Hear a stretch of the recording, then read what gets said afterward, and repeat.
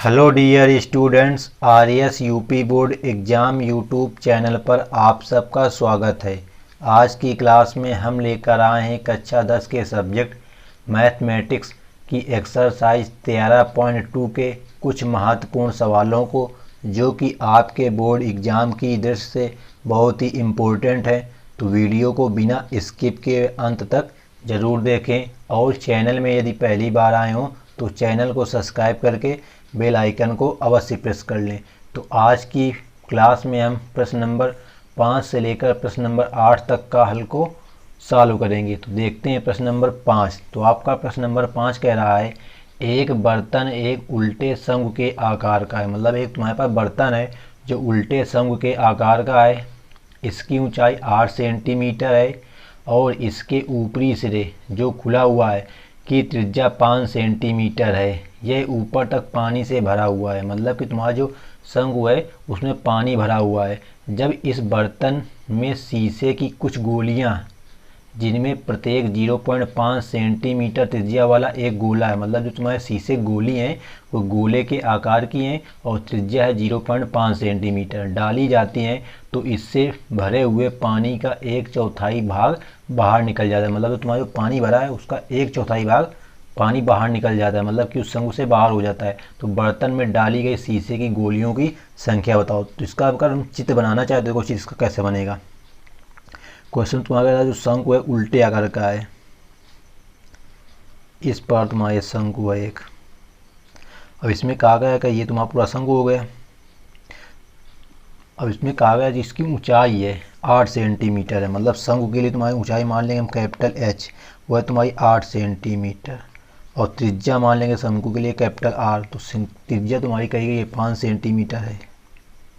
अब कह रहा है इसमें शीशे की गोलियां कितनी डाली जाएं, जिनकी त्रिज्या कह रहा है मान लो ये गोली तुम्हारी डाली गई, ये गोलियों की त्रिज्या हमने मान ली स्मॉल आर, उसकी त्रिज्या तुम्हारे पास है 0.5 सेंटीमीटर। कह रहा कितनी गोली डाली जाए इसमें कि जो पानी इसमें भरा है उसका 1/4 भाग पानी इससे बाहर चला जाए, ये हमको बताना है। देखो जरा, जो पानी होता है वो आयतन होता है, अगर हम शंकु का आयतन निकाल लें उसका 1/4 करके मान लो n गोली डाली जाए तो n गोलियों को आयतन के बराबर कर दें तो हमारा क्वेश्चन हल होकर आ जाएगा। तो इसमें लिखेंगे 1/4 गुणित शंकु का आयतन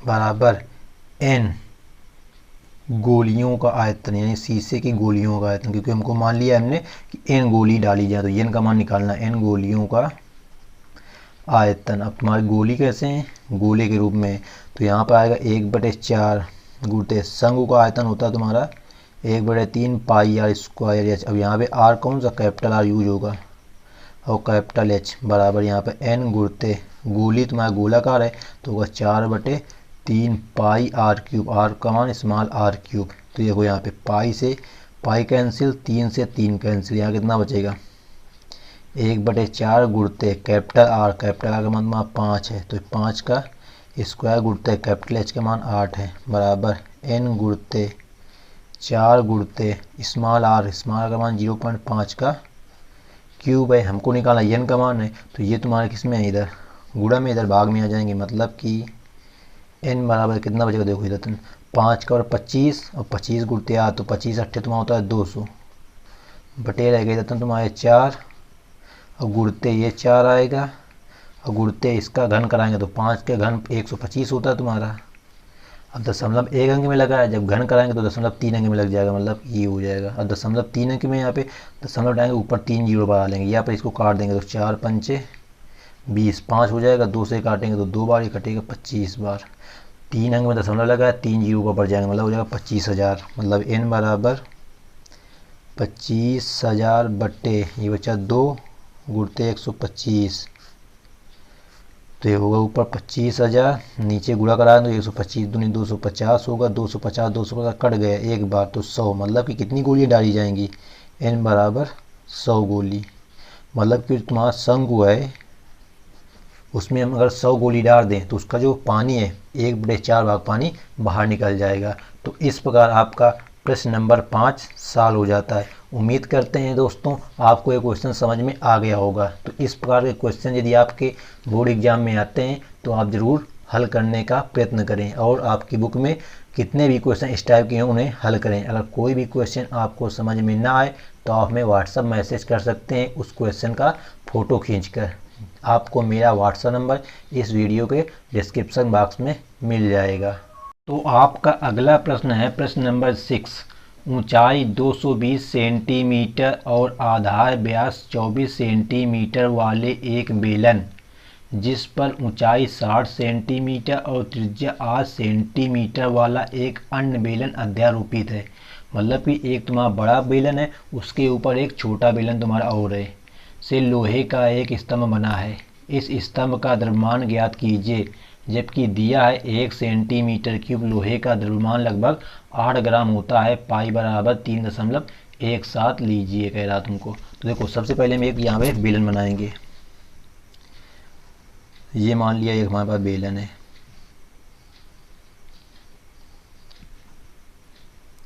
अब इसका कह रहा व्यास तुम्हारा कितना है 24, तो त्रिज्या तुम्हारी इतनी होगी, त्रिज्या हो जाएगी तुम्हारी 12 सेंटीमीटर, ऊंचाई हो जाएगी तुम्हारी 220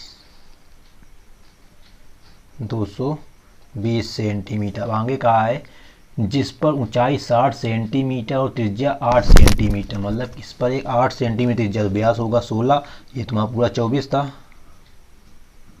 तो 16 इसमें कम, मतलब यहाँ से कहीं से रहा होगा तुम्हारा तो ऊपर वाला भाग, तो इसको हम ऐसे बना देंगे एक बेलन ऊपर और। तो इसकी जो तुम्हारी त्रिज्या होगी, ये ऊंचाई तुम्हारी इसकी कितनी होगी 60 सेंटीमीटर, ऊंचाई 60 सेंटीमीटर हो गई, और क्वेश्चन में तुम्हारी त्रिज्या कह रहा है 8 सेंटीमीटर, तो ये इतनी 8। तो यहाँ पे तुम्हारे पास दो बेलन दिख रहे हैं। अब ये पूरा एक खंभा बना है, इसका हमको क्या निकालना है द्रव्यमान। तो आयतन निकाल लें, क्योंकि हमको दिया 1 सेंटीमीटर क्यूब बराबर 8 ग्राम, तो उसमें से 8 से गुणा करा देंगे तो पूरा द्रव्यमान आ जाएगा। देखो यहाँ पे दो बेलन है, एक छोटा एक बड़ा, तो बड़ा बेलन की त्रिज्या मान लेंगे कैपिटल आर, वो तुम्हारे पास है 12 सेंटीमीटर, और बड़े बेलन की ऊंचाई उसको मान लेंगे कैपिटल एच है, वो है 220 सेंटीमीटर। इसी प्रकार छोटा बेलन वाले के लिए त्रिज्या स्मॉल आर मांगे तो 8 सेंटीमीटर, और ऊंचाई मानेंगे स्मॉल एच तो हो जाएगा 60 सेंटीमीटर। अब लिखेंगे खम्भे, यानी कि लोहे के स्तंभ का आयतन, लोहे के स्तंभ का आयतन, स्तंभ का आयतन बराबर, अब तुम्हारे बेलन है तो बेलन का क्या होगा, पहले बड़े बेलन का होगा तो pi r square capital H plus pi small r square small h. यहाँ से पाई कॉमन है तो हम पाई कॉमन ले लेंगे, बचेगा capital R square capital H plus small square small H. ये सब मान रखाएंगे अभी यहाँ पे। तो देखो पाई का मान क्या रहती है, मतलब 1/4, तो उसको बाद में रखा लेंगे हम। ब्रैकेट कैपिटल आर स्क्वायर, तो कैपिटल आर का मान 12 है, तो 12 का स्क्वायर हो गया 44, गुणते कैपिटल एच का मान तुम्हारा 220 प्लस स्मॉल आर स्क्वायर, तो स्मॉल आर स्क्वायर होगा तुम्हारा 64, गुणते एच का मान 60, इसको हम गुणा करा लेंगे तो ये पाई बाहर रहेगा। तो यहाँ पे देखो 0 रहेगा, 22 गुणा तो 22 चौको 88, हासिल 8, 22 चौको 88, और 88 8 तुम्हारा होगा 96, हासिल 9, 22 से करना 22, और 22 9 तुम्हारा होगा 31, प्लस यहाँ पे गुणा कराएंगे तो 0 आ जाएगा, 6 6 चौको 24, हासिल 2, 6 36 37 38, 31,680, और यहाँ तुम्हारा 3840 को जोड़ देंगे और पाई का मान यहाँ रख देंगे। तो पाई का मान 3.14 कह रहा, गुणते यहाँ जोड़ेंगे तो 0 + 0 0 होगा, 4 और 8 12 के लिए 2, हासिल लगा तुम्हारा 1, तो 8 1 9, 9 6 15, हासिल 1, 3 1 4 और 1 5 हो जाएगा। यहाँ पे तुम्हारा 3 है, मतलब 35,520.14 गुणते इतना होगा। अब इसका हम गुणा करा लेंगे, जितना गुणा आएगा उतना हमारा आ जाएगा सेंटीमीटर क्यूब में आंसर। फिर उसमें हम 8 का गुणा और कराएंगे, क्योंकि हमको द्रव्यमान ज्ञात करना है। तो जब हम इसका गुणा कराएंगे 3.14 गुणते 35,520 का, तो तुम्हारा ये आएगा 111,532.80 आएगा, क्योंकि दशमलव 2 अंक में लगा है यहाँ पे, इतना आ जाएगा।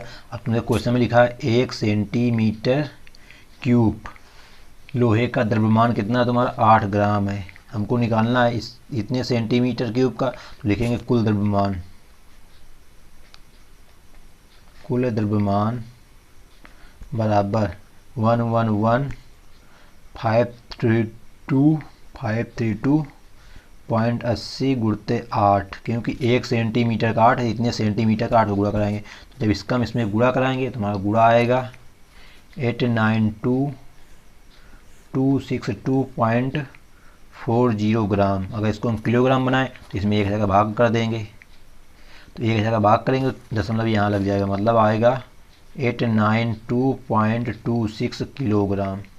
तो ये हो जाता है तुम्हारा क्वेश्चन नंबर 6 का आंसर। उम्मीद करते हैं ये क्वेश्चन आपको समझ में आ गया होगा। बस आपको इसमें करना क्या था, सबसे पहले जैसा करा था उससे हमने चित्र बना लिया। अब इसमें तुमको 2 बेलन दिख रहे हैं, एक छोटा एक बड़ा, तो दोनों बेलनों का आयतन जोड़ देना था। बस यहाँ पे क्या गुणा करना था, गुणा करना आपको होना चाहिए। गुणा करने के बाद में एक कंडीशन ये समझती थी कि 1 सेंटीमीटर क्यूब लोहे का जो द्रव्यमान है 8 ग्राम है, तो इतने कितना होगा 8 गुणा करा देना है।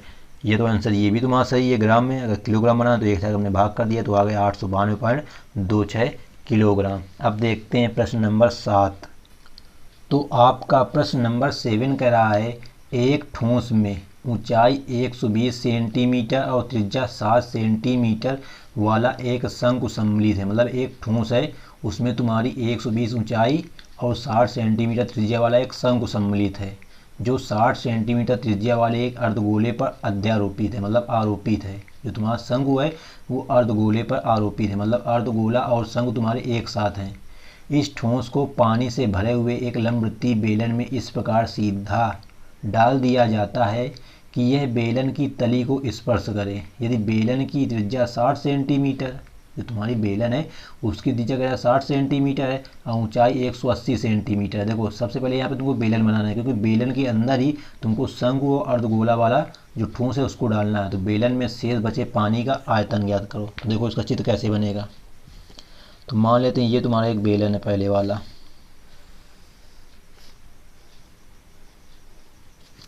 अब इसकी ऊंचाई तुम्हारे पास क्वेश्चन बता दी कितनी है, 180 सेंटीमीटर पूरी ऊंचाई है और त्रिज्या तुम्हारे लिए बता दी कितनी इसमें है 60। अब क्वेश्चन में कह रहा है इसमें 120 सेंटीमीटर ऊंचाई का एक शंकु है, तो 120 मान लो यहाँ तक आएगा, तो यहाँ तक तो तुम्हारा शंकु रहेगा, मतलब इतने पार्ट में तुम्हारा यहाँ तक शंकु हो गया। अब इसके नीचे तुम्हारा अर्धगोला लगाइए ऐसे, ये वाला तुम्हारा एक बना, इसको इसी के अंदर डाल दिया जाता है। तो कह तली को छूता है, ये तुम्हारा तली को छू गया। अब इसकी ऊंचाई तुम्हारी कितनी इतनी 120 और इसकी भी तुम्हारी त्रिज्या कितनी है 60 हो गई, क्योंकि आधार एक ही है। देखो यहाँ पे तुम्हारे पास क्या है, बेलन है, तो बेलन के लिए तुम्हारे लिए लिखना है यहाँ पे बेलन के लिए जो ऊंचाई है वो रहेगी तुम्हारी 180 और त्रिज्या सभी के लिए बराबर रहेगी, तो उसको हम आर ही मान लेते हैं कितनी 60 सेंटीमीटर। और एक तुम्हारा शंकु, तो शंकु की ऊंचाई हम मान लेंगे स्मॉल एच, वो कितनी 120 सेंटीमीटर। अब ये तुम्हारा पूरा पहले बेलन था, इसमें हमने इस वाले फिगर को डाला इस वाले फिगर को, तो क्या हुआ इतना पानी जितना इन दोनों का आयतन मिला के होगा इन दोनों का, उतना पानी क्या होगा इससे बाहर निकल जाएगा। तो बचेगा ये वाला पार्ट बचेगा, ये वाला पार्ट बचेगा, ये बचेगा, ये बचेगा। तो हम क्या करें इसमें पूरे बेलन का आयतन में से शंकु का आयतन प्लस अर्धगोले का आयतन घटा दें, तो शेष तुम्हारा बचेगा पानी बेलन में, उसका आयतन आया। लिखेंगे बेलन में शेष पानी का आयतन, बेलन में शेष पानी का आयतन बराबर बेलन का आयतन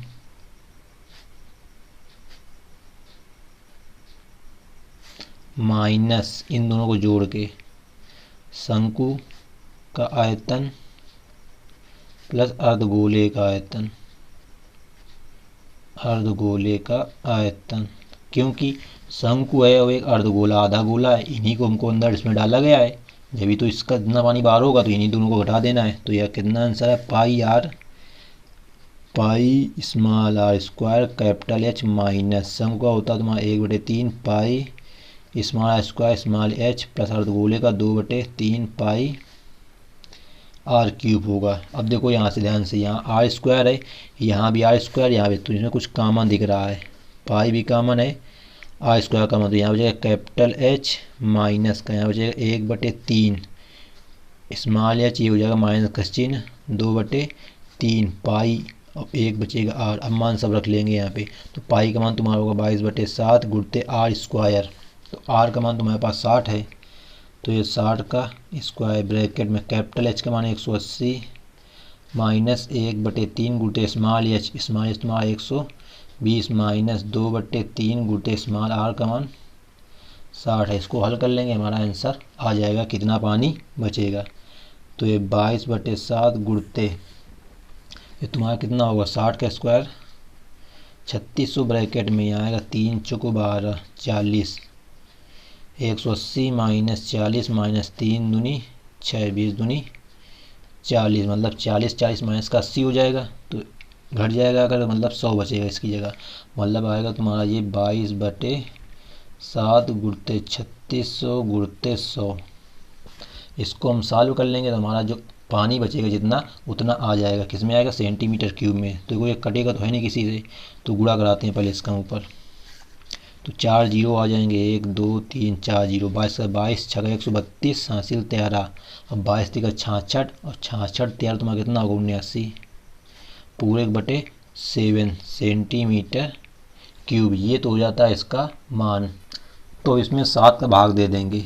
तो 7 का भाग देंगे तो आएगा 7 का नम 7 9 बचा 7 का नम 7 2 बचा 22 7 21 1 बचा 10 7 का नम 7 आता रहेगा मतलब इसमें कुल मिला करके 7 का नम 7 बचा 3 हो गया 3 30 7 चौको 28 2 बचेगा 20 हो गया 7 14 60 60 56 दशमलव तुम्हारा यहाँ पे हो जाएगा कितना होगा सब 4 40 7 35 सेंटीमीटर क्यूब। अगर हमको मीटर बनाना हो तो हमको पता है 1 सेंटीमीटर होता है 100 1 मीटर में 100 सेंटीमीटर। तो इसमें 100 को 3 बार भाग देना पड़ेगा।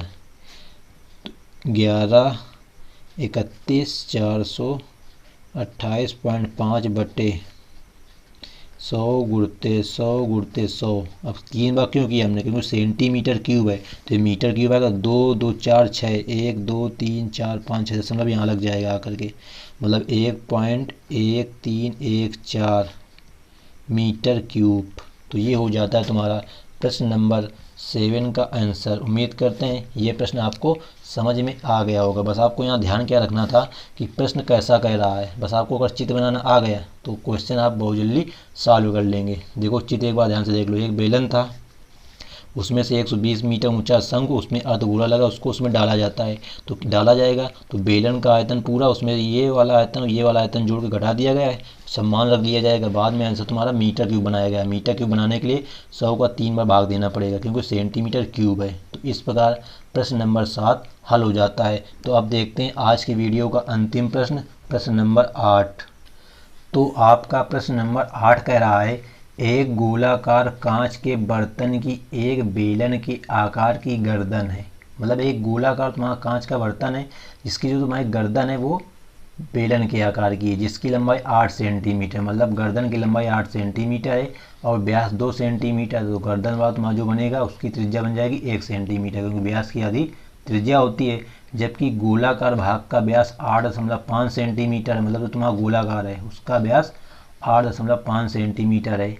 इसमें भरे जा सकने वाले पानी की मात्रा मापकर एक बच्चे ने यह ज्ञात किया कि इस बर्तन का आयतन 345 सेंटीमीटर क्यूब है। मतलब किसी ने इसका आयतन निकाला एक बच्चे ने, तो उसका आंसर आया 345 सेंटीमीटर क्यूब। कह रहा है जांच कीजिए कि उस बच्चे का उत्तर सही है या नहीं, यह मानते हुए कि उपरोक्त मापन आंतरिक मापन है और पाई बराबर 3.14। तो देखो सबसे पहले इसका हम आपको एक चित्र बना के दिखा देते हैं। वैसे बनाना कोई ज़रूरी नहीं, बना सकते हैं। मान लो ये कि गोलाकार भाग होगा, इसमें तुम्हारी यहाँ पे गर्दन होगी ये, तो एक गर्दन वाला भाग की जो त्रिज्या होगी वो कितनी होगी, आधी होगी कितनी 1 सेंटीमीटर होगी। ऊंचाई कह रहा है 8 सेंटीमीटर है। अब इसका जो व्यास तुम्हारे पास दे दिया है, ये व्यास गोलाकार वाला भाग इसका 8.5 सेंटीमीटर। तो देखो जरा यहाँ पे क्या क्या तुम्हारे पास दिख रहा है। एक तो इतना वाला भाग देखो ध्यान से, इतना भाग तो ये बेलन दिख रहा है और ये क्या दिख रहा है, गोला दिख रहा है। तो बेलन का आयतन प्लस गोले का आयतन आएगा तुम्हारा पूरे बर्तन का आयतन। तो लिखेंगे बर्तन का आयतन बराबर बेलन का आयतन या गर्दन का आयतन, क्योंकि बेलन के रूप में ही तुम्हारी गर्दन है। बेलन प्लस गोले का आयतन,